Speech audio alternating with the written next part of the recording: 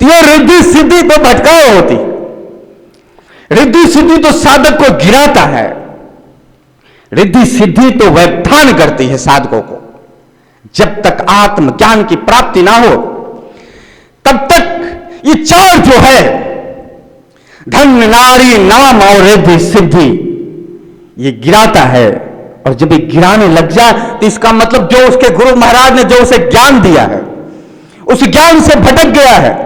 जो गुरु के शब्दों से भटक जाए, जो गुरु के ज्ञान से भटक जाए, अपनी मनमानी करने लग जाए, तो उसी समय समझ लेना चाहिए ये हमारा नहीं, कलयुग की है तिक्रमबाजी। गुरु की वचनों में फेर बदल, यह कलयुग की है तिक्रमबाजी, ये कलयुग की तिक्रमबाजी। ऐसे ही 50 प्रकार के व्यवधान आते हैं साधक को। और जब साधना के लिए जाए तब भी गुरु के वचनों में ना। अरे जब घर संसार पे रहता है तो तमाम प्रकार से राग द्वेष से ग्रसित हो जाता है। जो सब दिन करता हुआ आया है उसे अचानक से छोड़कर किसी गुरु महाराज के सानिध्य में आता है। गुरु महाराज उसे सत्य के मार्ग पर लगा देते हैं और दुनिया भर के ज्ञान देते हैं, ये होगा तो ये करना, ये होगा तो ये करना, ये होगा तो ये करना। और इस ज्ञान के बाद भी जब साधक साधना के लिए जाते हैं तो उसके इंद्रियां मचलने लग जाती है, अद्भुत तरीके से मचलता है। अरे धन क्या व्यवधान देगा, धन से पहले तो इंद्रियां मचलती है। नारी क्या गिराएगी किसी को, आदमी की इंद्रियां उसे कमजोर कर देती है। नाम क्या किसी को प्रसिद्ध करेगा, इसका नंबर तो साधना के समय में आता है। आदमी की इंद्रियां उसे खींच कर लेकर चली जाती है।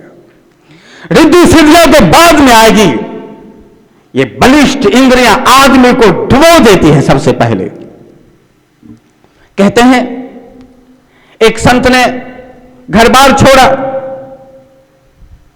लेकिन घर बार छोड़ने से पहले लड़कियों का बड़ा दीवाना था। लड़की देखे नहीं कि उसके पीछे पीछे चल पड़े। कैसी भी लड़की हो, लड़की देखे तो समझो कि जैसे कहते किसी दुखदाई व्यक्ति के लिए, किसी बीमारी के लिए औषधि मिल जाए, किसी दुखदाई व्यक्ति को सुख मिल जाए, अंधे को आंख मिल जाए। इसी प्रकार से जब वो व्यक्ति लड़की को देखता था, वह आदमी लड़की को देखता था तो जैसे उसे ऑक्सीजन मिल गया। कोई कॉलेज से लड़की निकले नहीं तो पीछे पीछे चल पड़ता था, किसी गांव से निकले नहीं तो उसके घर तक छोड़ के आ जाता था। लड़की का दीवाना, सुबह शाम लड़की ख्यालात में रहता था। अब उस आदमी को वैराग आ गया। अब सबसे बड़ी समस्या उसके सामने यह था कि मैंने सब दिन लड़की को देखा, अब वैराग आ गया, मुझे लड़की नहीं चाहिए। लेकिन उसे अपने आप पे विश्वास नहीं हो पाता था कि कमाल, मैं जब संत बनूंगा, सन्यासी बनूंगा, तो फिर मेरी ये जो आदत है लड़की को देखने का, वो तो मैं देखता ही रह जाऊंगा, इससे कैसे छूटा जाए। अगर मेरा इसमें रस नहीं, पर आदत मैं देखूंगा ही देखूंगा। इसलिए उसकी सबसे पहली आदत, और सबसे पहले नहीं, पुरुष की आदत थी, लड़की को बाद में देखता, सबसे पहले उसके स्तन को देखता। स्तन को देखकर फिर लड़की के चेहरे को देखेगा। इसलिए पुरुष की एक आदत कि सबसे पहले लड़की के स्तन को देखने को जाता है। वह भी स्तन को देखता था, और स्तन को देखने का लड़की को सबसे पहले देखा और उसके स्तन पे गौर करने लग जाता। अब सोचा मैं संत बन जाऊंगा, संसार से मुझे वैराग हो गया, संसार में नहीं रहना, क्या रखा है इसी जिंदगी में, प्रभु का भजन, प्रभु का भजन करना है, हरि का भजन करना है, उसमें डूब जाना। लेकिन अब डूबे कैसे, आदत जो बिगाड़ी है स्तन देखने का। फिर भी सोचा नहीं कुछ भी हो जाए, मुझे घर बार छोड़ना ही, घर बार छोड़ दिया, संत बन गए, भगवा धारी हो गए, सन्यासी बन गए। अब सन्यासी बनकर चल पड़े। अभी कुछ दिन ही हुआ था उन्हें सन्यास को धारण किए हुए, भ्रमण पे निकल पड़े, चल पड़े। अब सामने से खूबसूरत लड़की आ रही थी। अब इनकी देखने की आदत, इन्होंने फिर देखा स्तन को और फिर बोले राम राम राम राम करके फिर नजरों को झुकाए, लेकिन फिर रहा नहीं गया, फिर लड़की के पीछे पीछे चल पड़े। अब लड़की बहुत खूबसूरत थी, पीछे पीछे चल पड़े, चल पड़े तो फिर अपने को रोकते हैं और फिर अपने को वापस लाते हैं, एक पेड़ के नीचे बैठते हैं और आंख बंद करते हैं, नदियों में गोता लगाते हैं, फिर कहते हैं मैं करूं तो करूं क्या, मुझे नहीं चाहिए लड़की। लेकिन आदत उन्हें लड़की के पीछे खींच लेती थी। अब इस बार चुपचाप शांत होकर बोले कुछ भी हो जाए मैं देखूंगा नहीं लड़की को, लेकिन हो गया उल्टा। सुबह सोकर उठे, अभी नदियों में जाकर स्नान आदि किए और ध्यान पे बैठने की तैयारी कर रहे थे कि सामने से एक नारी जा रही थी, एक औरत जा रही थी, कोई शादीशुदा औरत, एक महिला जा रही थी। अब इन्होंने ध्यान छोड़ा, उसके पीछे पीछे चल पड़े और वह नारी बहुत गजब की खूबसूरत थी। अब हो गया उल्टा, इससे पहले संसार में भी थे तो इतने खूबसूरत महिला को उन्होंने कभी देखा ही नहीं था। आज इतनी खूबसूरत हो, भगवान को बोलते तुम भी दया नहीं करोगे कभी, हद होगी, मैंने तुम्हारे नाम से घर बार छोड़ा, इतनी खूबसूरत महिला आपने पहले कभी भेजा नहीं था और आज भेज दिया। और आप जानते हो कि मेरा इंद्रियां कमजोर है, मैं दौड़ पड़ता हूं देखने के लिए, देखो। अब उन संत में एक बात हो गया, काम वासना नहीं आता था लेकिन देखे बगैर रह नहीं सकता था। ऐसा नहीं को किसी लड़की के पीछे जा रहे हैं तो कामुकता उनको सता रहा है, काम बस देखना है, और देखना भी क्या देखना है कि अस्तन को देखना। अब वो भगवान को दुहाई बोले अब जो हो तुम नर्क में डालो, कहीं भी डालो, हम तो चले पीछे। और वो महिला के पीछे पीछे चल पड़े। महिला भी गजब थी, वो देखिए लग रहा है कोई सन्यासी मेरे पीछे पड़ा है, तो फिर आगे चाल तेज कर दी और भाग गई कि इसकी नीयत ठीक नहीं। वो तेजी से चलते चलते घर के अंदर घुस गए और अंदर से दरवाजा बंद कर दी। सन्यासी भी कहा रुकने वाला, सन्यासी भी गया और घर के बाहर जाके और घर के दरवाजे पर सीधा आवाज लगाता है, ठक ठक ठक ठक ठक करता है।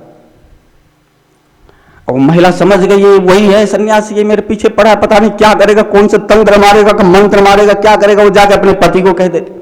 पति बहुत ही धार्मिक व्यक्ति था, देखता है किसी ने दरवाजे पर कोई ठक ठक आवाज कर रहा है, यानी कोई लग रहा है कोई गेट पर आया हुआ है। पति दौड़ कर गया, गेट को खोला और गेट को जैसे ही खोलता है देखता है सामने भगवाधारी सन्यासी संत भगवान। आओ देखा ना ताओ, वो सीधा संत भगवान के चरण में गिरे पड़े और 100 सम्मान अंदर लेकर आया और एक पलंग पर बैठाया।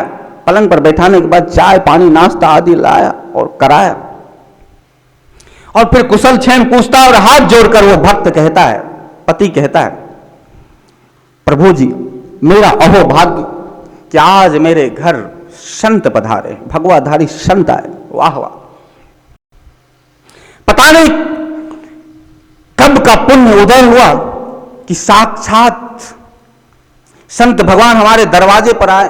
प्रभु आज्ञा करो कि मैं आपकी क्या सेवा करूं। सन्यासी ने कहा कि तुम अपनी बीवी को मेरे सामने लाओ, मैं तुम्हारी बीवी को जी भर के देखना चाहता। अब ये गजब, सन्यासी ने कहा उसको बीवी को दिखाओ।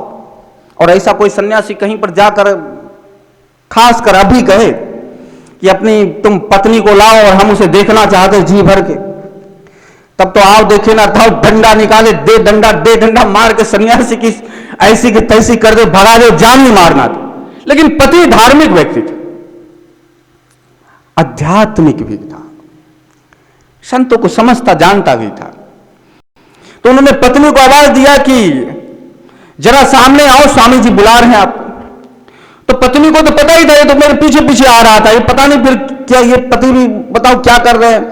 तो उन्होंने फिर पति का आज्ञा का पालन किया और वो आई और सामने बैठ गई। सन्यासी ने धीरे से कहा आपके जो पल्लू है ये उसको थोड़ा और ऊपर करो। सन्यासी बड़ा गौर से देखने लगा और गौर से देखने के बाद जो अस्तन आदि देखने की उसकी आदत थी, अस्तन आदि भी देख रहा, नीचे से ऊपर देखता है और फिर तारीफ करता है, वाह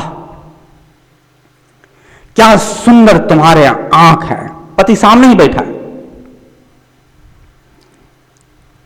सन्यासी कह रहा है क्या सुंदर तुम्हारी आंखें हैं, दिल चाहता है कि डूब जाए इसमें। क्या खूबसूरत तुम्हारा ये चेहरा है, ऐसा लगता है हजारों चांद एक साथ बना हो, चांद ने चांदनी तुमसे चुड़ाई हो। बाल घनघोर घटा की तरह मचल से रहे, कमर की खूबसूरती ऐसी है कि जब चलती हो तो ऐसा लगता है कि पवन गोते खा रहा हो, अंगड़ाई ले रहा हो। ऐसा लगता है कि धरती में परिवर्तन सा आ जाएगा। तुम्हारा आंखों को इस तरीके से देखना ऐसे लगता है कि तुम्हारी पलकों पर कोई मंद मंद नशा सा चढ़ा हुआ है। वो तारीफ पे तारीफ किए जा रहा है। वो सन्यासी पति हाथ जोड़े शांत होकर बैठा, पत्नी को अंदर से गुस्सा भी आ रहा है कि देखो ये मेरे पति के सामने सन्यासी मेरी तारीफ कर रहा है और ये चुपचाप बैठे देखे जा रहे हैं, करे तो करे क्या। और वो मचल रही है अंदर से, गुस्से के मारे लाल बबूला हो रही है और वो माने नहीं जा रहा, वो तारीफ पे तारीफ किए जा रहा है और तारीफ करते करते कहता है वाह वाह, कि एक बार जिसे तुम देखो घायल ना हो तो और क्या है। अंग अंग एक अदा समाया हुआ है। ऐसा लगता है कि प्रकृति का सारा श्रृंगार यहां आज एकत्रित हो गई हो। वाह। और ऐसा कहते कहते वो सन्यासी कहता है, हे देवी बड़ा ही खुशनसीब हूं मैं कि अंग अंग इस श्रृंगार को इन आंखों से देखता। बड़ा ही खुशनसीब हूं मैं। मेरी आंखों को तो देखो कि आपको देखकर दीवाना बना पड़ा है। ये अपनी खुशनसीबी की जय जयकार किए जा रहा है। जरा मैंने इन आंखों को तो देखो, शांत होकर वहां साधना में बैठा था मैं,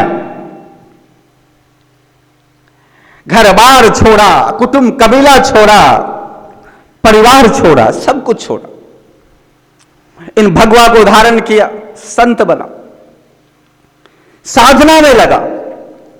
लेकिन आपको इन आंखों ने देखा नहीं कि वो त्याग, वो घर बार छोड़ना, वो सब व्यर्थ सा हो गया है। ध्यान में बैठा, उठा और आपके पीछे पीछे चल पड़ा। और देखो पीछे पीछे नहीं चला पड़ा, इन आंखों की शर्म को तो देखो, आपके दरवाजे तक आया। हे देवी, आपके दरवाजे पर आके मैंने दरवाजे को नॉक किया। इन आंखों की बेशर्मी तो देखो। आपका पति इतना धार्मिक है, इतना आध्यात्मिक है, संत पे भरोसा करने वाला, धर्म का प्रेमी, मुझे भगवान समझ कर अंदर लाया मेरी पूजा की। इन आंखों की शर्मिंदगी को तो देखो। मैं तुम्हारे पति से कहता हूं कि तुम अपनी खूबसूरत बीवी को मेरे सामने लाओ, मैं जरा जी भर कर उसे देख लूं। हे देवी, मैं तुम्हें जी भर कर देखने के लिए बुलाया हूं। एक एहसान करोगी देवी? एक सेवा तो तुम्हारा पति ने किया कि जो तुम्हें मेरे सामने बुलाया। एक भिक्षुक, एक सन्यासी आज तुमसे कुछ मांग रहा है। हे देवी, एक एहसान करोगी? अब कुछ संकोच में पड़ गई, क्रोध शांत सा हो गया उस सुंदरी का। बोली क्या मैं बोलूं, क्या एहसान, पता नहीं ये क्या कहेगा। तो उन्होंने पति के शब्द जैसे बोले थे कि आज्ञा, तो उन्होंने बोला आज्ञा पर हो। तो बोले हे देवी,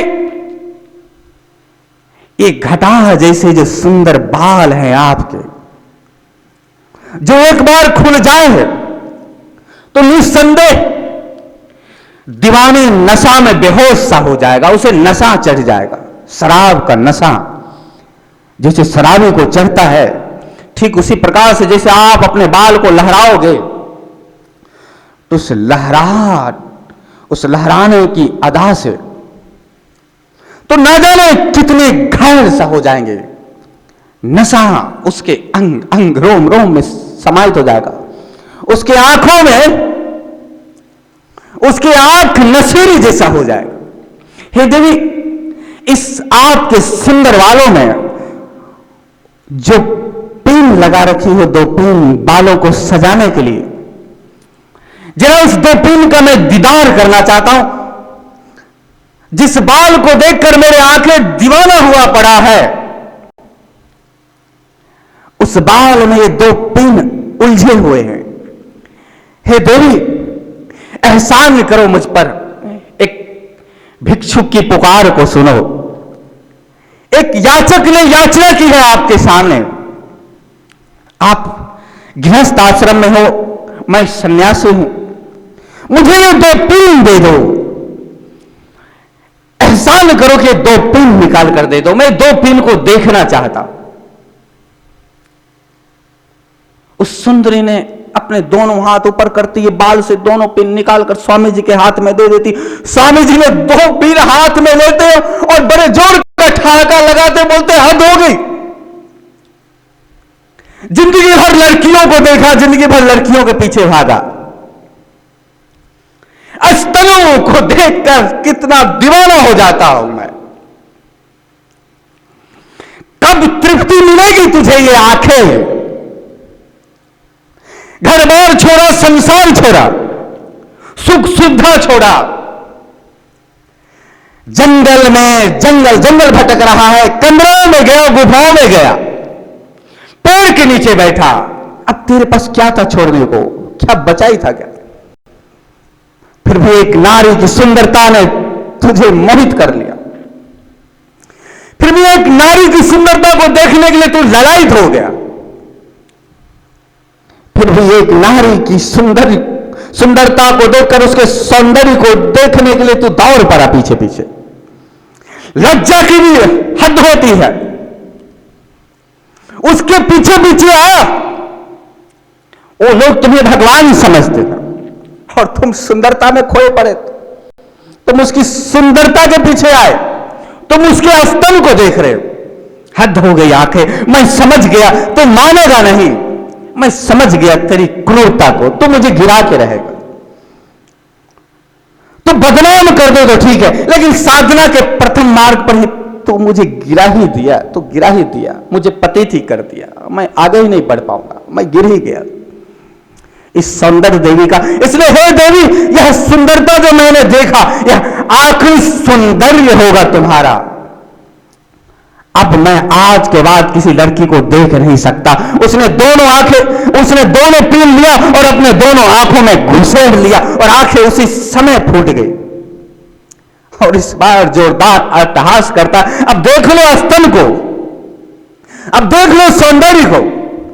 भगवान ने आंखें क्या दी कि तुम उसकी परिभाषा करने लगे? भगवान ने आंखें क्या दी? तुम उसके गुलाम हो गए, इंद्रियों के गुलाम हो गए। और जो व्यक्ति इंद्रियों का गुलाम हो जाए वह मुक्त कब है? वह तो दास हो गया, वो तो गुलाम ही है। मुक्ति का उसके पास कोई उपाय नहीं। अब देखो आंखें, अब वो संत आंखें को चिढ़ा रहा है। देख आंखें, देख सुंदर और भी जाति होगी, और भी होंगे, और उसके कमर भी होंगे, बाल भी होंगे, आंखें भी होंगे, और भी होगा। अब देखो जाके, अब कहीं नहीं देखा जा सकता। संत गए, ध्यान पर बैठे, ध्यान की गहराई में उतरते चले गए, परम तत्व को पा लिया।